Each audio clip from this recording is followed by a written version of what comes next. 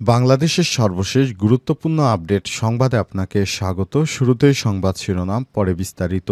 প্রথমে জানাবো, বিভাজনের রাজনীতি নয়, আসুন ঐক্যবদ্ধভাবে কাজ করব, বললেন মির্জা ফখরুল। বিএনপির মহাসচিব মির্জা ফখরুল ইসলাম আলমগীর বলেছেন, বিভাজনের রাজনীতি নয়, ঐক্যবদ্ধভাবে কাজ করতে হবে। আজ রাজধানীর ইঞ্জিনিয়ারিং ইনস্টিটিউট মিলনায়তনে জন্মাষ্টমী উপলক্ষে শুভেচ্ছা বিনিময় এবং আলোচনা সভায় সব কথা বলেছেন বিএনপির মহাসচিব মির্জা ফখরুল। এরপর জানাবো, পরবর্তী সরকারের কোন পদে ডক্টর ইউনূস থাকবেন সে বিষয়টি স্পষ্ট করলেন নিজেই। অন্তর্বর্তীকালীন সরকারের প্রধান উপদেষ্টা নোবেল বিজয়ী ডক্টর মোহাম্মদ ইউনূসের লেখা নিবন্ধ মার্কিন সংবাদ মাধ্যমে প্রকাশিত হয়েছে। প্রকাশিত নিবন্ধে বলা হয়েছে, বিশ্বের প্রথম জেনারেশন জেড বিপ্লবটি বাংলাদেশের তরুণদের হাত ধরেই হয়েছে। তবে আগামী নির্বাচনে তিনি কোনো রাজনৈতিক দলের হয়েই আর মাঠে থাকবেন। এদিকে জুলাই সনদ নিয়ে মতামত জমা দিয়েছে বিএনপি। জুলাই সনদ নিয়ে দলীয় মতামত ঐকমত্য কমিশনে জমা দিয়েছে বিএনপি। আজ দলের স্থায়ী কমিটির সদস্য সালাউদ্দিন আহমেদ এই মতামত ঐকমত্য কমিশনে জমা দিয়েছেন। এদিকে এনবিআর বিলুপ্ত করে দুটি পৃথক বিভাগ তৈরির অধ্যাদেশ পাশ হচ্ছে আজ। জাতীয় রাজস্ব বোর্ড এনবিআর বিলুপ্ত করে দুটি পৃথক বিভাগ, রেভিনিউ পলিসি ডিভিশন এবং রেভিনিউ ম্যানেজমেন্ট ডিভিশন তৈরির আদেশ আজ উপদেষ্টা পরিষদে পাশ হতে যাচ্ছে। এবং সর্বশেষ জানাবো, ইউক্রেন যুদ্ধের জেরে স্থগিত মেলোনির ঢাকা সফর। ইউক্রেন রাশিয়ার মধ্যে যুদ্ধ চলমান রয়েছে।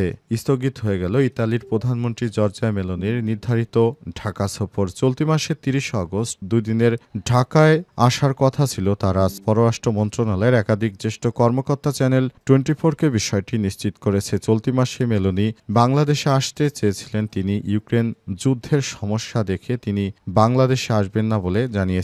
প্রিয় দর্শক, এতক্ষণ শুনছিলেন সংবাদ শিরোনাম, এবারে বিস্তারিত।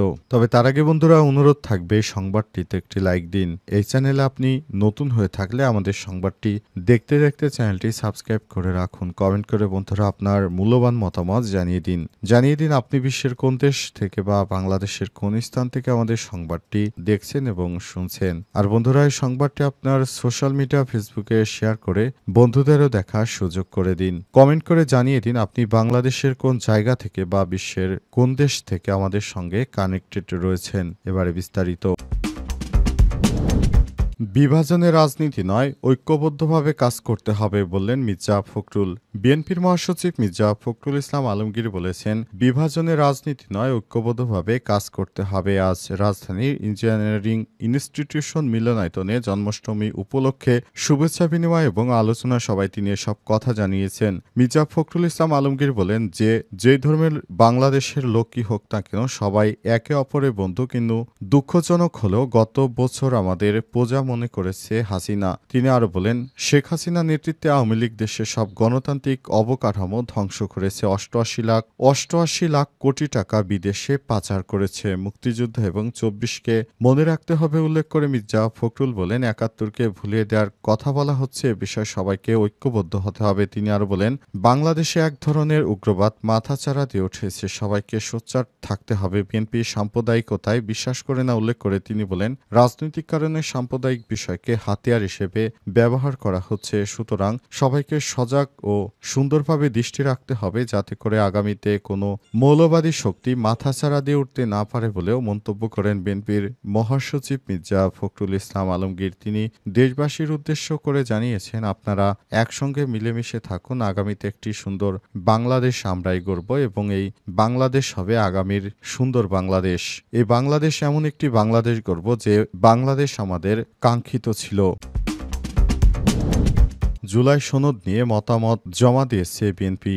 জুলাই সনদ নিয়ে এবার মতামত জমা দিয়েছে বিএনপি। জুলাই সনদ নিয়ে জাতীয় ঐকমত্য কমিশনে জমা দিয়েছে বিএনপি। আজ দলের স্থায়ী কমিটির সদস্য সালাউদ্দিন আহমেদ ঐকমত্য কমিশনে তা জমা দিয়েছেন। এই তথ্য নিশ্চিত করেছে বিএনপির মিডিয়া সেলের সদস্য সাইরুল কবির। জানান, জুলাই সনদের খসড়ার মতামত বুধবার সন্ধ্যায় ঐকমত্য কমিশনে জমা দেওয়া হয়েছে। ঐকমত্য কমিশনের সংলাপ বিষয়ে বিএনপির দলের নেতা এবং দলের জাতীয় স্থায়ী কমিটির সদস্য সালাউদ্দিন আহমেদ বিষয়টি নিশ্চিত করেছেন। সংস্কার প্রস্তাবগুলো নিয়ে তৈরি করা হচ্ছে জুলাই জাতীয় সনদ। গত 29 জুলাই দলগুলোকে জুলাই সনদের একটি খসড়া দিয়েছিল জাতীয় ঐক্যমত কমিশন। সেটি নিয়ে দলগুলোর মতামতের ভিত্তিতে তৈরি করা হয়েছে সমন্বিত খসড়া, যা গত শনিবার সন্ধ্যায় দলগুলোর কাছে পাঠানো হয়েছে।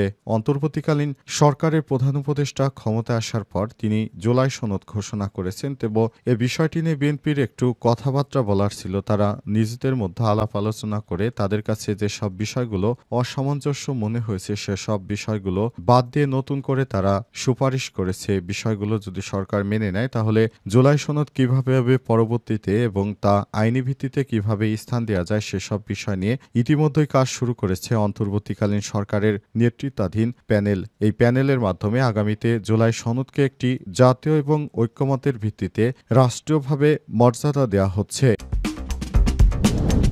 পরবর্তী সরকারের কোন পদে ডক্টর ইউনূস থাকবেন তা স্পষ্ট করলেন নিজেই। অন্তর্বর্তীকালীন সরকারের প্রধান উপদেষ্টা নোবেল বিজয়ী ডক্টর মোহাম্মদ ইউনূসের লেখা নিবন্ধ মার্কিন সংবাদ মাধ্যমে প্রকাশিত হয়েছে। আজ প্রকাশিত নিবন্ধে বলা হয়েছে, বিশ্বের প্রথম জেনারেশন জেড বিপ্লবটি বাংলাদেশের তরুণদের হাত ধরে শুরু হয়েছে, যা বিশ্বের তরুণ প্রজন্মের জন্য একটি অনন্য দৃষ্টি।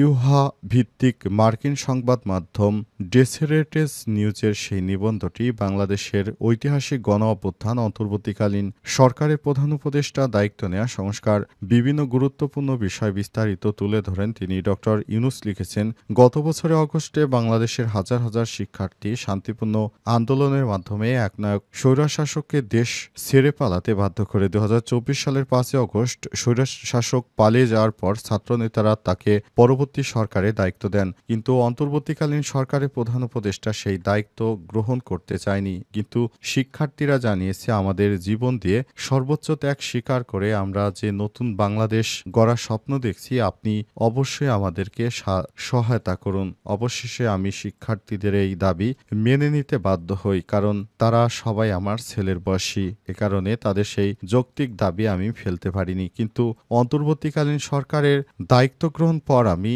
বিভিন্ন সমস্যার সম্মুখীন হয়েছি। বিশেষ করে দেশকে স্থিতিশীল পরিস্থিতি, বাংলাদেশের আগামীতে যেমন যুক্তরাষ্ট্রের শুল্ক সহ বিভিন্ন ইস্যু নিয়ে আমি সমস্যা ফেস করেছি। এসব সমস্যা আল্লাহ পাকের রহমতে আমি সফলভাবে এসব সমস্যা মোকাবেলা করেছি। এখন সময় এসেছে দেশে একটি ভালো মানের নির্বাচন উপহার দেওয়া। এজন্য অন্তর্বর্তীকালীন সরকার বদ্ধপরিকর। তাই আগামীর নির্বাচন সুষ্ঠু করার জন্য সরকারের পক্ষ থেকে সর্বাত্মক প্রচেষ্টা চালানো হচ্ছে। তবে তিনি ভবিষ্যতে নির্বাচনে আর কোনো রাজনৈতিকভাবে অংশগ্রহণ করবেন না বলেও জানান তিনি।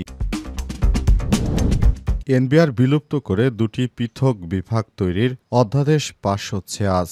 এনবিআর বিলুপ্ত করে দুটি অধ্যাদেশ জারির খবর শুনে এনবিআরের কর্মকর্তারা অনেকদিন ধরে তারা আন্দোলন করতে শুরু করে এবং তারা অন্তর্বর্তীকালীন সরকারকে বিপাকে ফেলতে তারা আমদানি রপ্তানি পর্যন্ত বন্ধ করে দেয়। অবশেষে সরকার জয়ী হয়েছে। জাতীয়